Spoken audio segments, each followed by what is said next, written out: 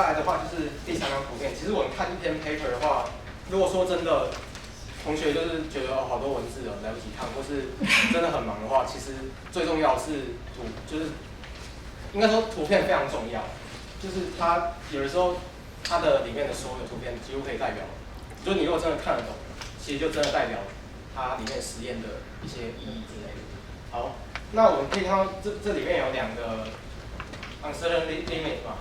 那为什么红色感觉比较靠右上角？那其实是因为那个可能跟那个4拍三角形提升人的成绩非常有关系。也就是说，因为它比较没那么的 limit， 它原本是1嘛，那它变成说好，那我给你放宽到5点多这样子，所以它才会到比较上面的地方。好，那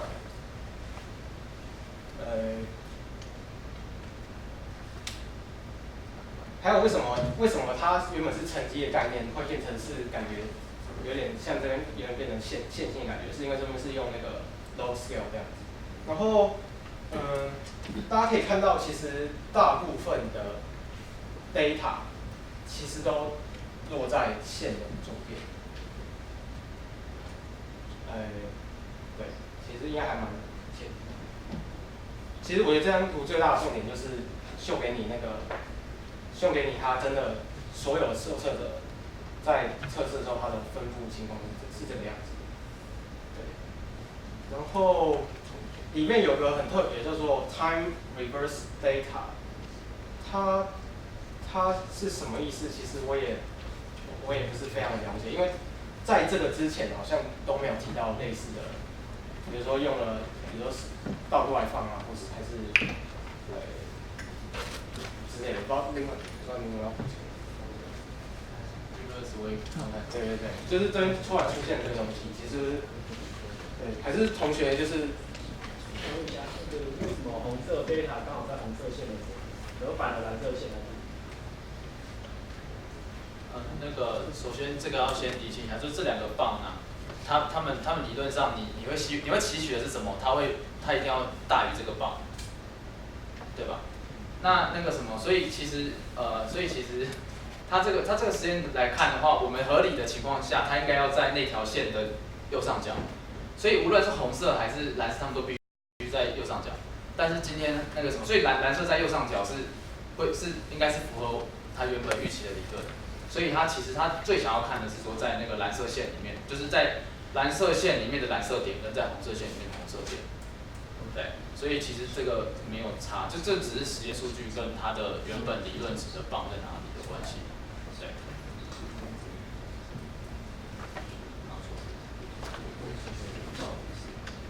想请问一下，那个虚线有什么意义吗？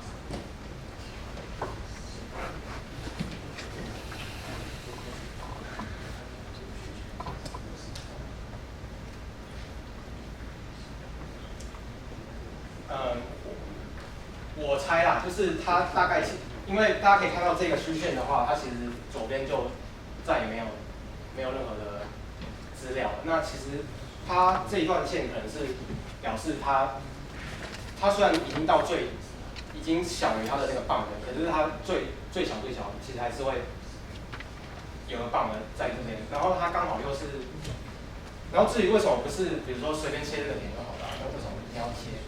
跟它图形都可以。那我想可能是因为，它的成绩可能代表是比如说10的负1，或者10的0，或者10的多少这样子。因为就是因为比如说大家可以看到嘛，这个其实是第5个，5、6、7、8。看起来是，如果看起来它的那个距离是等距的话，它其实乘起来就可能是4分之拍，然后8分之拍、12分之拍这样子，应该是吧？我想问一下，我已经忘记了，它那个每一个点有画一个十字，是代表什么意思？它下面有写，他说他是plotting 了25到75%的那个。哦，范围这个。对，在最下面。25到75。对，反正就是。然后接下来的这几段其实都是在说明他们做的实验的结果。然后，因为我们是一个因为我们重数据嘛，所以其实我们就是有数字的地方，就是我们都要去凝视它这样子。好，那他说，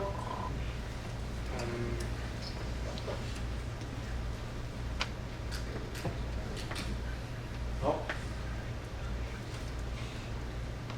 没关系，让我找一下。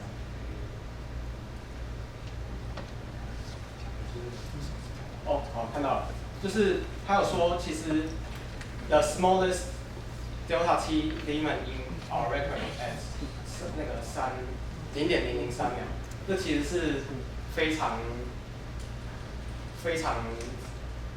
卓越的一个，对，就是蛮厉害的这样子。那普遍来说，然后他说他有提到说是最强的是什么嘛？那我们还除了知道最强的，我们还要知道平均而言，或是中位数而言，他们各个受测者的资料。那其实在这边有写，就是 overall this measurement beats the uncertainty principle only by a factor of 10。他这边是讲 only by a factor of 10，但是我在想他这样子讲应该是跟上一段的语义有关系。不过其实大家就可以稍微凝视一下这一段说，其实我们是可以达到这个棒的10倍的，甚至更高的。然后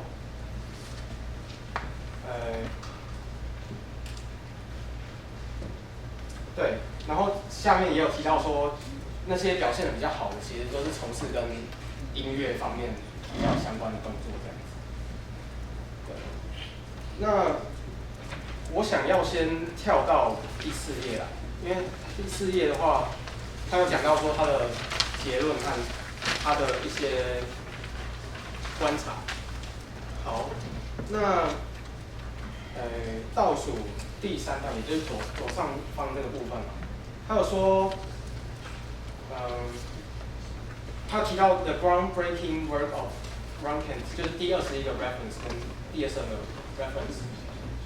他这里有讲到一个应该算是重点的地方，就是说，其实事实上这2个人就是有开始找到违背这样的一个物理定律的一个所在，但是他们的这样子的实验算是违背了四个东西吧。by lack of the formal foundation in time frequency distribution。其实我没有去翻它的21和22，不过它大概是在说它这4个它这样的一个实验到底是缺少了哪些东西，所以比较就是没有办法，就是比较不可行这样子。但是它最下面有讲哦，他说 perhaps because of these reasons, this groundbreaking work did not blah blah blah， 就是他其实是很期待上一个他们2个做的实验是能够有更大的发现。那这个发现是什么发现？其实不是单纯 uncertainty 本身，而是说use models based on spectral theories。就是 we believe it is time to revisit this issue。就我在想，他这个实验其实是卖关子，其实是卖到这里，就是说他其实除了做这个 uncertainty 本身，他其实是有就是打问号，就是对一个东西打问号，就是说我们是不是平常在做，比如说 spectrogram 或者任何有关于皮肤的分析，我们真的是有办法去 model 我们的耳朵这样的一个器官吗？我个人的在这边的理解是这样子。对，然后好，那接下来在下一段的话，下一段其实就是讲结论。那结论的话，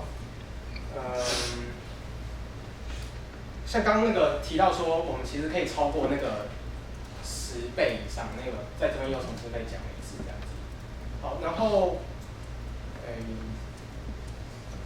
最后的话，其实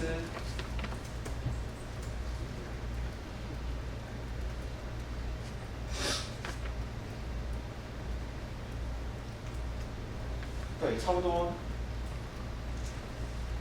同学有看到这边吗？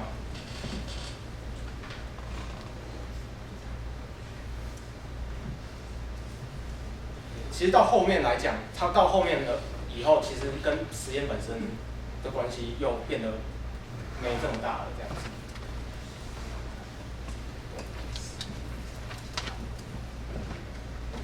同学有任何看法或问题这样子？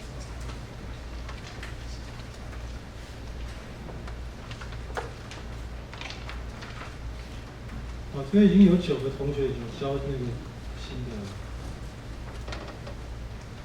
我有点不好意思点他们，因为我觉得有几个好像没有来。这段可以不要录。事实上，我刚刚讲的花比较多的时间，同学比较需要花时间去看。那结果而言，因为我们自己也要做实验嘛，那我们就是自己有自己的结果，我们就可以大概，或是看到同学的结果，我们可以大概心里有个底，说，我们到底会不会超越，或者说我们超越的倍数是多少这样。所以，同学如果对这篇配还不太熟的话，就是我刚刚讲到比较花比较多时间讲的地方，就是去看这样子。那没花那么多时间的地方，就是其实就是尽力而为啊，这样。好。不好意思，我想问一下，就是 uncertainty limits 本身是对于波的一个描述嘛？就是他说它相乘一定要大于某个东西这样。那这到底跟我们去分辨，就是分辨快慢跟分辨频率到底这之间有什么关系？为什么它可以直接改？非常好的问题，这个其实我们也是，不知道你有什么看法？我本来想要补充一件事情，就是你们看一下paper 上面写的，它定义的，它所讲的那个 bound 啊，它的 delta t 跟 delta f 分别是什么东西？它把时变讯号跟频率的东西，把它当做是一个random variable 的 outcome， 然后把它能量当做 outcome， 然后算它的 variance， 然后取根号当做，也就是标准差当做是它的 delta t 跟 delta f， 但是在它的实验里面，它的 delta t 跟 delta f 却是用它的时间差跟它的频率差。那问我说为什么？其实我自己也觉得很奇怪。然后所以这个是给你们一个，就是给你们一个暗示，或者是说给你们一个可以去思考的点，就是说它这里有没有什么偷换概念的成分存在？就是说它说两个都当 delta t、delta f， 然后它就进而设计了一个实验，然后把2个单位都弄掉了，然后对，然后用这种方式去做，它们到底合不合理？对。然后再来这篇 paper， 它所要告诉我们的是说，他说那个 bound 好像是要线性系统的 bound 吧。然后所以他这篇 paper 最想要讲的东西就是说，人耳没有那么的简单，它不是单纯的就是根据不同的频率做不同的响应，然后单纯的做一些那个滤波器的东西，它可能还有更深一层的，就是非线性的部分存在。所以他这篇 paper 就最主要想要告诉我们这一点，但是其实这篇 paper 就是光是从助教这边来看，我们都觉得这边有很多疑点需要厘清啊，包含说它里面有提到说precision 跟 resolution， 还有他们这个实验到底是在测 precision 还是 resolution 这个东西有意见。那对，这是我们之前有提到过，就是 precision 跟 resolution， 你们有清楚这2个的差别在哪里吗？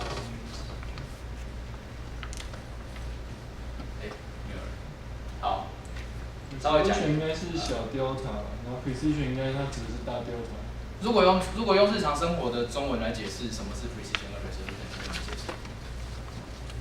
一个是刻度，然后一个是你用刻度之间的差别。差不多是这个意思啊，差不多是这个意思，就是说它其实里面它最简单的解释就是说 resolution 就是你分辨2个物体，能够清楚分辨是2个物体的能力，也就是所谓就是刻度多密，你就可以分得多密。然后 precision 是说一个物体在那边，你能确切知道说它的位置在哪里，就是说一个频率在那边，你能确切知道它的频率的细腻程度到哪里。所以它其实2个是息息相关的。那这里面它的 paper 是讲说他们测的是 precision， 就是精确程度。那这里其实大家都，这里其实蛮有争议的。然后我想了一下，我是觉得是 precision 没错，但是其实有些人会觉得它是 resolution。你们可以在报告里面去思考看看这件事情。然后还有什么问题吗？关于这篇 paper？ 所以刚刚那个刚问的问题，我们没办法解答，因为这也是助教这边的疑问。对。还有人有问题吗？有看过作业1的PDF 档吗？有吧？有的，这个有。好，那其实上礼拜有说，就是其实希望同学就是自己就如果真的懂了他实验就是在干嘛的话，是自己设计一个实验看看。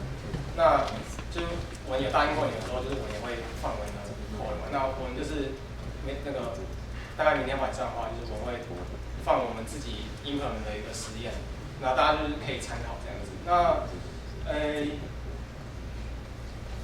我其实跟这个实验做了有一点点差别。那差别在哪里？其实大家看了 code 应该可能就可以稍微清楚明了。然后今天不要忘记交那个报告，那是11点59分这样子。然后还有作业1的话，原则上希望我们是分2人一组嘛，那希望同学交一篇就是完整报告这样子，然后上传一下你们的 code， 我就可以大概知道你们是就是比如说有没有设计一个实验啊，或是这样子。对，然后到目前为止都应该都有找到组别吧？我好像没有听到有人在人数这方面有反应的。我们是33个人，2人一组的话会有落单的。协议是？对，那怎么办？自己做吧。自己做。你先助教一组。我不介意。好，那个一定会发生的。那好，你不介意，那就你一个人啊。我不介意跟助教一组。好，那你就跟助教一起讨论。反正总之重点是我们都有学到就好，因为我这觉得重点是我为什么当初觉得应该要分组，因为我觉得这种实验应该是要，不管你要一个人做也好，你要确定说你不知道答案是什么。就是说你要知道，就是说你不能够先知道答案才会听说哦，果然是这样，一个声音高或低，因为这样的话就达到了这个心理实验的目的了。一定要是所谓的叫 double blind， 这是盲测，就是说你不能够事先知道正确答案是什么。这样讲了解我意思吗？因为对一个声音的高或低或者前或后你不能够先知道答案，然后就听说果然我听出来，那这样不对。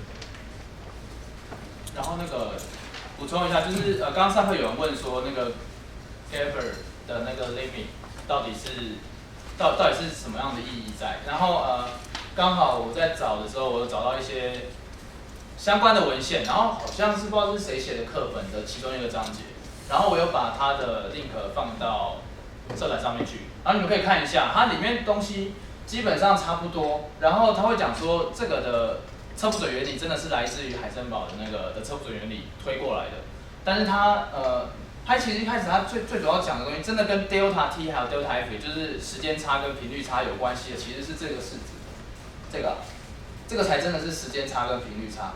它的意思是告诉你说，你要辨别一个频率的情况下，你最少要看多少时间。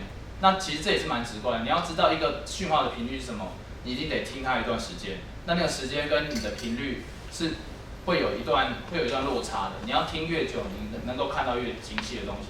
这个东西也可以从那个我们在画 spectrogram 上面可以看到一些比较实际的那个体验在。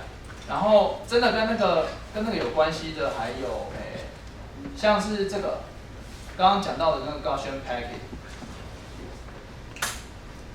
你们可以自己回去 download 那个在哪里？这个就差不多像是那 Gaussian packet， 它其实就很像是一个波包，然后一样里面放一个那个单频波，只是它经过了一个 Gaussian 的那个 Gaussian function 的那个的波的包络线，对，所以在那个实验里面就是分2种 Gaussian packet 跟跟那个一般 no light， 那 no light 其实就是刚刚助教画的那个，对，好，然后最下面的有一个 appendix 的部分，它这边很明确的证明了说稍微讲一下，因为我看了蛮久的。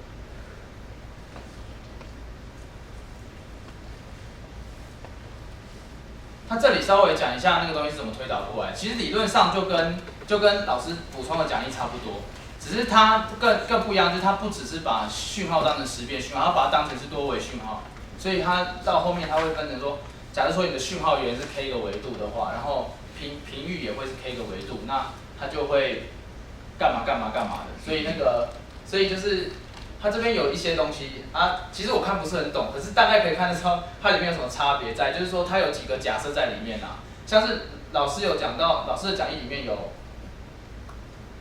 假设这个位移的这个关系会跟那个无关，然后在这里的证明的话，它直接假设它是 zero mean， 我看起来是这样子，因为它直接就是算那个平方的期望值，所以它没有期望值平方 ，varies。记得吗？平方期望值减掉期望值平方，他把期望值平方没有拿出来。然后，所以他这边是第一个是 zero mean 的问题，然后再来就是说他有他这边也是有扯到偏微分，然后各系不等式，然后这是多维度的微积分，然后这边其实我就已经看得有点吃力了，然后你们可以选择性的把它忽略掉，把这个 sk 想成 t。然后这个 s 就想成 t， 然后就走一层，然后什么东西都没有，自己推就很快。然后这个小 phi 其实就是那个识别讯号，然后大 phi 就是频谱。然后反正不管怎样，它就是证明出了这个东西，在任何维度之下，它的识别讯号上的变异数跟它频域讯号上面的变异数相乘起来，会有一个 lower bound 在。然后这个就是它的测不准原理。然后这后面的东西不用看，因为没有 cover 到。然后这里其实整个东西不看也没关系，因为这个其实是我是在某个好像是物理的领域上面找到的这个东西，就是还有一些相关它里面 include 到的一些期刊，对。然后反正就是有兴趣的人再去看，因为这个真的会花不少时间。对，好，所以刚刚那位问测不准原理的是问什么问题？我有点忘记，可以再问一次吗？你说这个的测不准原理跟海森堡的测不准原理吗？对。哦，其实就是这个关系，他们是那个先后承先启后的概念，就是从那个动量跟位移上面，然后的关系，或者是什么能量时间的关系，变成时间频率的关系。还有一些扯到一些什么统计上的东西啦，就是它只要扯到几率上面，就会跟统计相关啦。对。反正他想要传达的概念就是大概是这样。